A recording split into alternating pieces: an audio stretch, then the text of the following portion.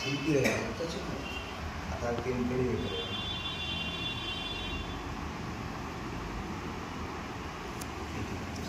সুন্দর হয়েছে।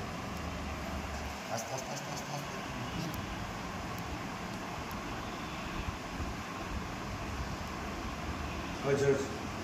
বই পড়ছে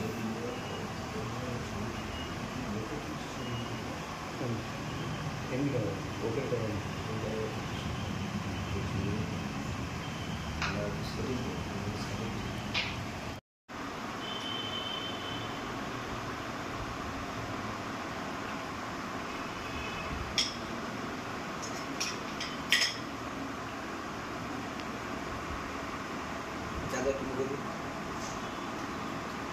দাদা একটু বলে দিন, একটু আপনি একটু মিষ্টি দেবেন।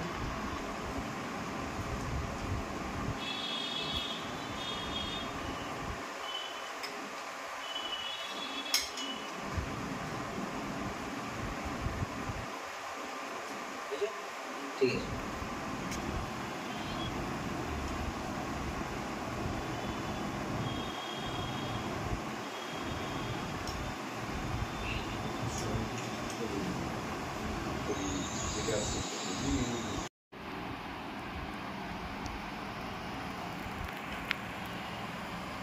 হাঁটু বসবে, একটু হাঁটু বসে।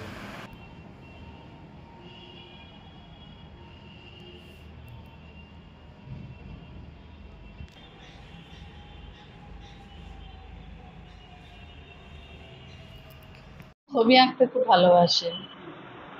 ছোটবেলা থেকে? হ্যাঁ, ছোটবেলা থেকে যখন 3 বছর বয়স তখন থেকে ও ছবি আঁকে। আপনি কি ভেবেছিলেন আজকে এই জায়গায়? না, আজকে ও যে এই জায়গায় পৌঁছাবে সেটা আমাদের কল্পনার অতীতে ছিল। কোনোদিন ভাবতেই পারিনি এরকম জায়গায় যে পৌঁছাবে। কারণ ও হচ্ছে মানে আর 5টা স্বাভাবিক বাচ্চার মতো নয়, ও স্পেশাল চাইল্ড। ও এখন বিএ ফার্স্ট ইয়ারে কাকদ্বীপ কলেজ।